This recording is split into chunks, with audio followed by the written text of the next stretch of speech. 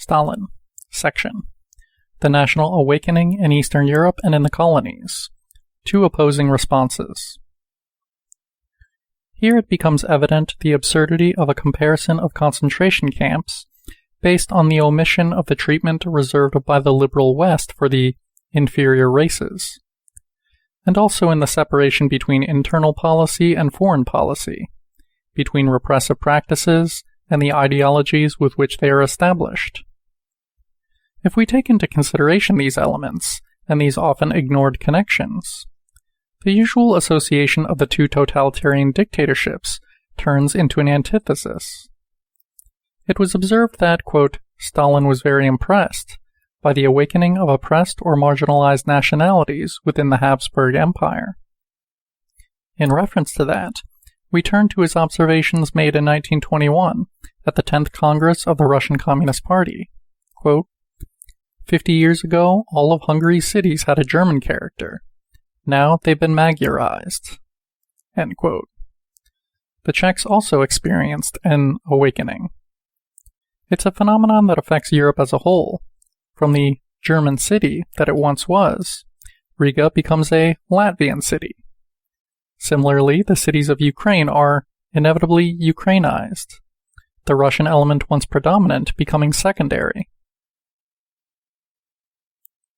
As they become aware of that process, considering it progressive and irreversible, the Bolshevik Party as a whole, and especially Stalin, commit themselves to a, quote, new and fascinating experiment in governing a multi-ethnic state, which can be described as follows. Beginning of long quote. The Soviet Union was the first global empire founded on affirmative action. The new revolutionary government of Russia was the first among the old multi-ethnic European states to face the growing wave of nationalism and to respond to it by systematically promoting the national consciousness of its ethnic minorities and establishing for them many institutional forms typical for nation-states. The Bolshevik strategy was to assume leadership of that decolonization process that appeared inevitable, and they carried it out as a way to preserve the territorial integrity of the old Russian Empire. To that end, the Soviet state created not only a dozen republics of ample dimension, but also tens of thousands of national territories spread out over the length of the Soviet Union. New national elites were educated and promoted to leadership positions in the government, schools, and in the industrial companies of these recently created territories. In many cases, this made necessary the creation of written languages where previously it hadn't existed. The Soviet state financed the mass production of non-Russian language books, newspapers, magazines, movies, operas, museums, orchestras of popular music, and other cultural products. Nothing similar had ever been attempted. End quote. The novelty that this policy represents stands out even more if we compare it with the obsession for uniformity that, in the middle of the 20th century, dominates the United States and Canada.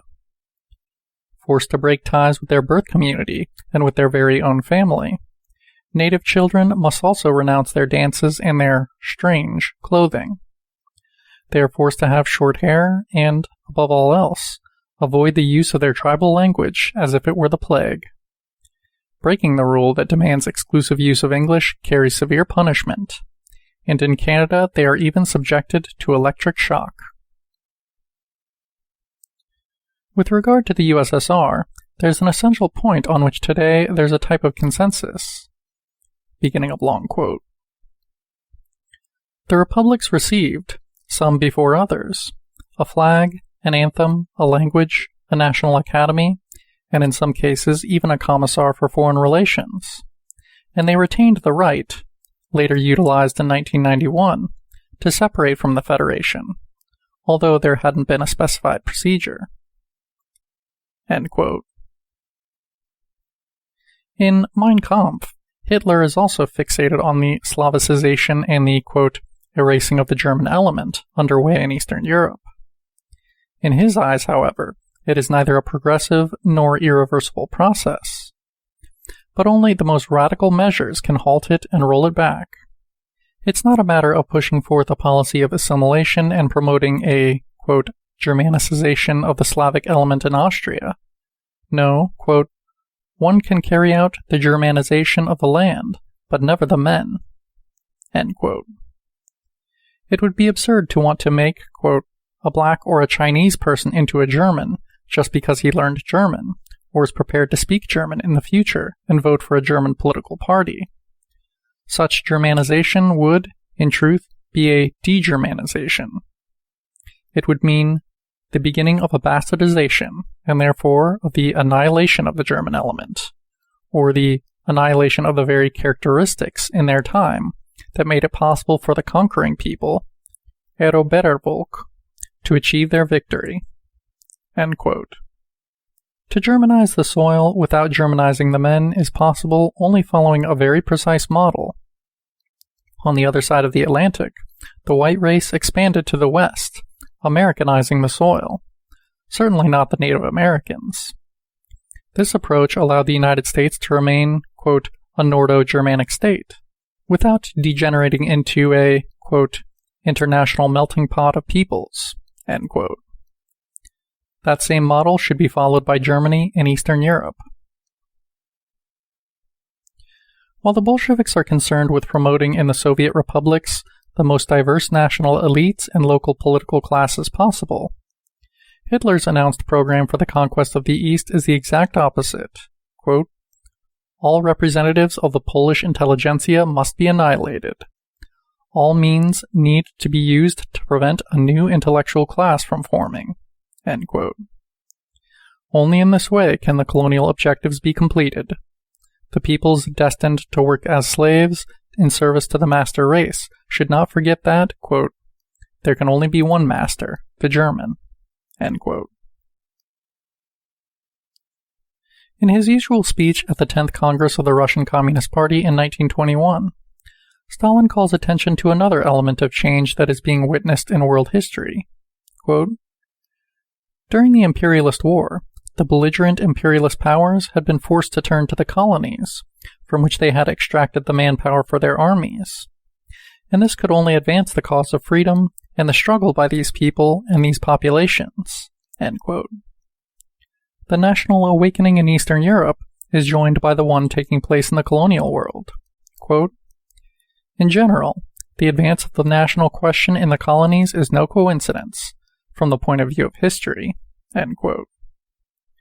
While in Europe the national awakening is called upon to put an end to the policies of discrimination, denationalization, and the oppression of national minorities, in the colonies it's destined to radically put into question the concentration-area universe built by the conquerors for those races considered inferior. The novelty of resorting to troops of color did not go unnoticed by Hitler, who doesn't hesitate in denouncing this betrayal of the white race. France is especially guilty of this, where a process of bastardization and Negroization is quickly and ruinously put into practice, and where one even witnesses the, quote, rise of an African state on European soil. Before us here are not prejudices. Before us is a precise political program, which look on in horror at the use of colored troops and also at racial intermixing in the sphere of sexual relations and marriage. Because these practices, in degrading the barrier that separates the master race from the servant race, put into crisis the dominion and the concentration-area universe that the master race must impose on the servant race in the superior interest of civilization.